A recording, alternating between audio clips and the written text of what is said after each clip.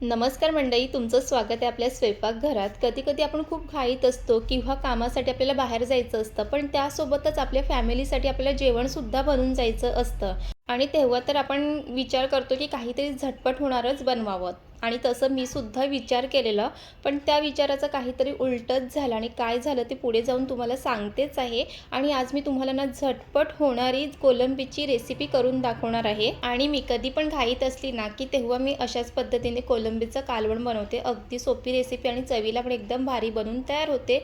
तर चला, इथे मी कोलंबी आहे ती प्लेटमध्ये काढून घेतलेली आहे आणि कोलंबी इथे मोठी कोलंबी आहे. आणि कोलंबी जर मोठी असली ना की त्याचं कालवण पण छान लागतं आणि फ्राय तर मला खूप जास्तच आवडते. जेव्हा पण मी अशी मोठी कोलंबी आणली ना की जास्त करून फ्राय करते. फ्राय छान लागतं. पण आता मी खूप घाईत आहे, त्यामुळे मी काही फ्राय वगैरे काही करणार नाही आहे. झटपट असं कालवणच करणार आहे. आणि या कोलंबी मागची ना खूप मोठी स्टोरी आहे, तीसुद्धा तुम्हाला पुढे जाऊन सांगतेच आहे.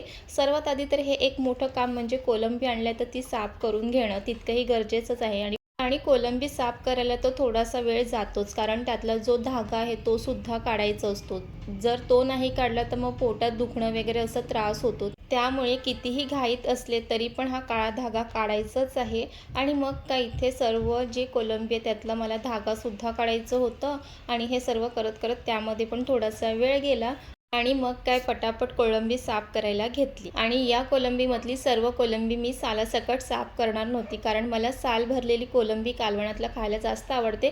म्हणून अर्ध्या कोलंबीची मी सालं काढणार नव्हती. पण माझ्या नवऱ्याला पूर्ण कोलंबी साफ केलेली आवडते, त्यासाठी मी काही कोलंबी आहे ती पूर्ण सालासकट साफ केलेली आहे. आणि प्रत्येक कोलंबीमधली जो काळा धागा आहे तो सुद्धा काढून घेतला आणि स्वच्छ साफसुद्धा करून घेतलेला आहे. आणि इथे लागणारं साहित्य जे मोजकेच आहेत, जास्त साहित्य मी या कोलंबीच्या कालवणामध्ये घालणार नाही आहे. कांदा, टोमॅटो, मिरची, आलं लसूण मिरची याचं वाटण आणि चिंचेचं आंबट आणि साफ करून घेतलेली कोलंबी. आणि ह्या कोलंबी मग कालवणामध्ये तुम्ही शेवग्याच्या शेंगासुद्धा घालू शकतात, खूप छान लागतं. पण मला खूप झटपट अशी ही कालवण बनवायचं होतं.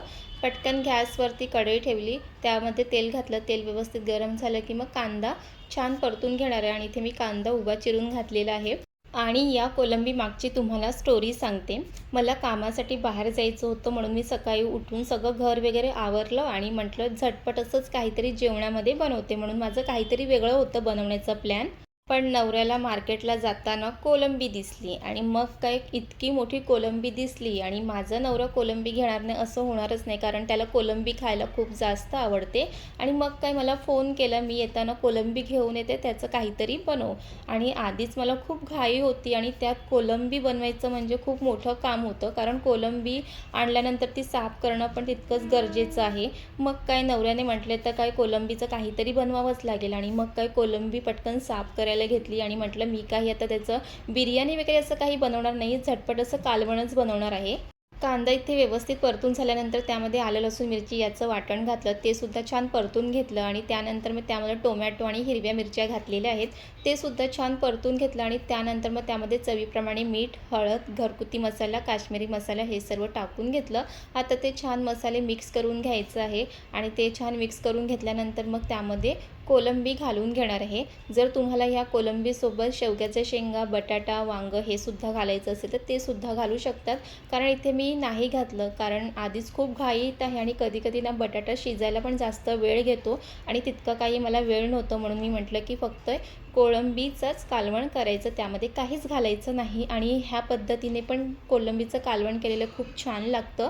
आणि त्यातले जी अर्धी कोलंबी आहे ना ती ठेवून दिली आहे, कारण एक मोठी कोलंबी मला फ्राय करून खायला खूप जास्त आवडते. मस्त रवा, तांदळाचं पीठ लावून फ्राय केलं की कुरकुरीत कोळंबी फ्राय खूप छान लागते. तर इथे हे सर्व व्यवस्थित मसाल्यामध्ये मिक्स करून घेतलेलं आहे. आणि त्यानंतर मग ह्यामध्ये पाणी नाही तर सर्वात आधी तर ह्यामध्ये चिंचेचं आंबट घालणार आहे. तर इथे मी चिंचेचं आंबट घालणार आहे. तुम्हाला कोकम आगळ घालायचं असेल तर ते सुद्धा तुम्ही घालू शकतात. आणि कधी कधी ना आपण खूप घाईत असतो आणि आपण काहीतरी वेगळं जेवणाचं प्लॅन केलेलं असतं आणि काहीतरी वेगळंच बनवतो. असं तुमच्यासोबत सुद्धा झालं आहे का, हे नक्की कमेंट करून सांगा. आणि जर घाईत असाल आणि कोळंबी जर बनवायची असेल ना तर अजून कंटाळा येतो, पण काय करणार, बनवावं लागतं शेवटी. आणि इथे चिंचेचं आंबट घातल्यानंतर ते छान मिक्स करून घेतलं.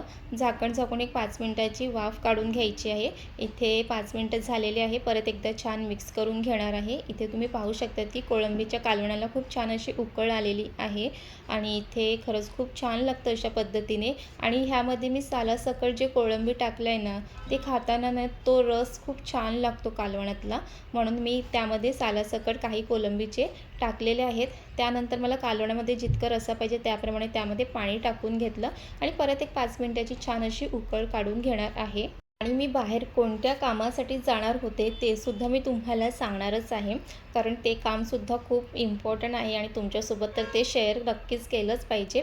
तर लवकरच मी ते सुद्धा तुमच्यासोबत शेअर करणार आहे. म्हणून तुम्ही जर अजूनपर्यंत आपल्या चॅनलला सबस्क्राईब केलं नसेल तर सबस्क्राईब करून घ्या, कारण तुमच्याकडून काहीही अपडेट मिस झाली नाही पाहिजे. आणि त्यानंतर कोलंबीच्या कालवणाला 5 मिनिटं झालेले आहे. 5 मिनिटानंतर शेवटी गरम मसाला घालणार आहे. गरम मसाला घातला का अजून कालवणाला छान चव येते. तर इथे गरम मसाला टाकल्यानंतर परत एकदा छान मिक्स करून घ्यायचं आहे आणि परत 2 मिनिटाची छान वाफ काढून घ्यायची आहे. आणि मग आपल्या इथे झटपट असं कोळंबीचं कालवण बनवून तयार झालेलं आहे. आणि ह्यामध्ये मी काहीच घातलं नाही आहे, पण हे अगदी खूप छान लागतं. आणि त्यानंतर मग हे सर्व व्यवस्थित एक उकळ काढून घेतल्यानंतर वरून भरपूर अशी हिरवी कोथिंबीर घालायची आहे आणि हे झटपट असं कोलंबीचं कालवण बनवून तयार झालं. आणि असं घाईत जेव्हा कोलंबीचं कालवण बनवायचं असेल ना, तर तेव्हा एकदा तुम्ही नक्की अशा पद्धतीने हे कालवण बनवा. आणि हे कालवण थंड झालं की ह्याचा जो रस्सा आहे ना तो सुद्धा घट्ट होतो आणि थंड झाल्यानंतर त्यासोबत गरमागरम भात हे कालवण अगदी खूप छान लागतं. आणि ह्यामध्ये जी कोलंबी सालासकट टाकली आहे ना, ती कोलंबी तर खायला अजून जास्त मजा येते. तर तुम्हाला आजची रेसिपी आवडली असेल तर लाईक करा, कमेंट करा, शेअर करा. आणि तुम्हाला घरगुती पद्धतीच्या रेसिपी आवडत असतील तर आपल्या चॅनल नक्कीच सबस्क्राईब करून घ्या, कारण तुम्हाला इथे रेसिपीसोबतच फॅमिली ब्लॉगसुद्धा पाहायला मिळतील आणि अशा छान छान रेसिपीज पण पाहायला मिळतीलच. आणि तुम्हीसुद्धा कोळंबी प्रेमी असाल आणि कोळंबीपासून वेगवेगळ्या रेसिपी बनवून खायला आवडत असतील ना, तर आपल्या चॅनलवरती कोळंबीपासूनचे खूप रेसिपी आहेत. तुम्ही नक्की जाऊन बघा. आणि चला मग तुम्हीसुद्धा नक्की ही रेसिपी एकदा ट्राय करा. एकीकडे घाई आणि दुसरीकडे नवऱ्याला आवडते कोळंबी खायला आणि त्यात अशी बनून तयार झाली ही झटपट कोळंबीची रेसिपी. तर चला मग पुन्हा भेटूया छान रेसिपीसोबत. तिथपर्यंत मस्त खा, मस्त राहा. Bye bye. पुन्हा भेटूया.